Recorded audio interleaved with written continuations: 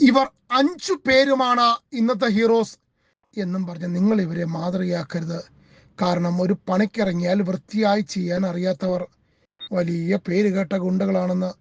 ഇനി ഇവരുടെ പേര് കേട്ടാലോ, ഇത് സൽമാൻ ഖാനും അനുജൻ ഷാറൂഖ് ഖാനും, സത്യമായിട്ടും അങ്ങനെ തന്നെയാണ് ഇവരുടെ പേര്.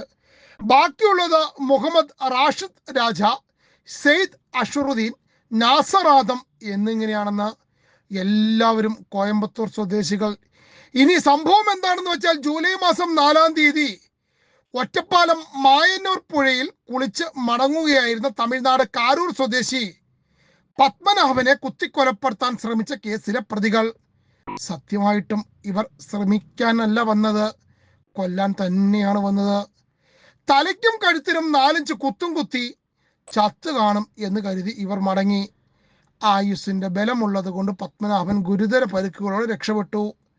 പത്മനാഭൻ എന്തിനാണ് മായന്നൂർ പുഴയിൽ കുളിക്കാൻ പോയതെന്ന് ചോദിച്ചാൽ, എല്ലാ വ്യാഴാഴ്ചയും വാണിയംകുളം ചന്തയിൽ കന്നുകാലികൾ വിൽക്കാൻ വരുന്നവരിൽ നിന്നും പണം വാങ്ങി മടങ്ങുന്നതാണ് പത്മനാഭന്റെ കച്ചവടം. കന്നുകാലികളെ വാങ്ങാൻ നിവൃത്തിയില്ലാത്ത വ്യാപാരികൾക്ക് പത്മനാഭൻ പണം നൽകും. കച്ചവടം കഴിഞ്ഞാൽ എന്തെങ്കിലുമൊക്കെ കൂട്ടി വാങ്ങിച്ച് മടങ്ങും. ലക്ഷങ്ങളുടെ കച്ചവടം നടത്തുന്ന ആളാണ്. എന്നിട്ടും മായന്നൂർ പുഴയിൽ പോയി കുളിക്കാൻ പറഞ്ഞിട്ട് കാര്യമില്ല.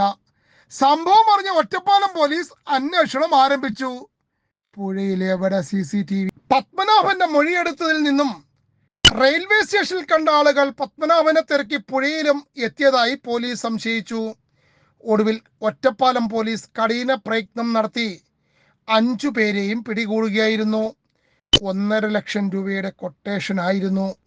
ആള് ചാകാത്തത് കൊണ്ട് കിട്ടിയത് 30,000. പിന്നാലെ കേസും. എത്ര ഗതികെട്ടവർ! കൊട്ടേഷൻ കൊടുത്ത ആളിനെ അധികം വൈകാതെ പോക്കിയിരിക്കും. ഒറ്റപ്പാലം പോലീസിനടുത്താണ് കളി.